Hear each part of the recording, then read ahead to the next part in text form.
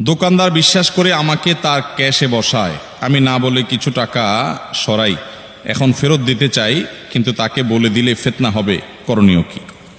হতে পারে এরকম, অনেক ভাই কোনো কোম্পানিতে জব করেছেন, তখন কোম্পানির টাকা তিনি অবৈধভাবে নিজের পকেটে নিয়েছেন, সরিয়ে নিয়েছেন, আল্লাহর ভয় ছিল না। যখন আল্লাহর ভয় এসেছে, তার ঈমান তাজা হয়েছে, তিনি আলহামদুলিল্লাহ সেই টাকাগুলো ফেরত দিয়ে প্রায়শ্চিত্ত করতে চান।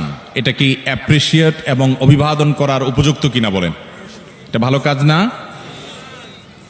মনে রাখবেন, একটা সমাজ সবচেয়ে সভ্য এবং ভালো সমাজে পরিণত হবে তখন যখন সমাজে মানুষ আল্লাহ ভীরু হবে, যখন মানুষের মধ্যে কি থাকবে? আল্লাহর ভয়।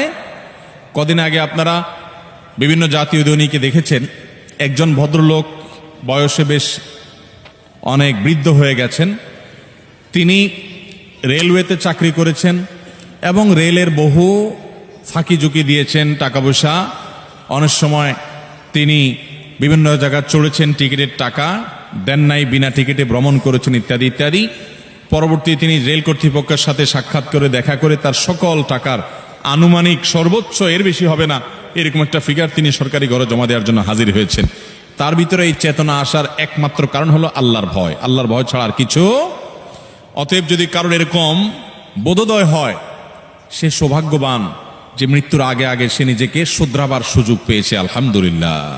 এখন কথা হলো, আপনি যে দোকানে চাকরি করেছেন, যে কোম্পানির কাজ করেছেন, সেখান থেকে টাকা আপনি সরিয়েছেন, হারাম কাজ করেছেন, এখন সেই কাজগুলোকে আপনি, সেই টাকাগুলো আপনি কি করবেন? উত্তর হলো ওই মালিককে আপনি ফেরত দিবেন। এখন কথা হলো, মালিককে যদি বলে ফেরত দিতে যাই তখন উল্টা ঝামেলা হবে। যদি ঝামেলা হবে মনে হয় তাহলে এক কথা, আর না হলে আরেক কথা। অনেক লোক আছে, তাকে এটা বলে দিলে সে বরং আরো খুশি হবে, বরং সে আপনার থেকে হয়তো নিবেও না, ঠিক আছে তোমার ভিতরে বোধোদয় আসছে, আমি তোমাকে মাফ করলাম।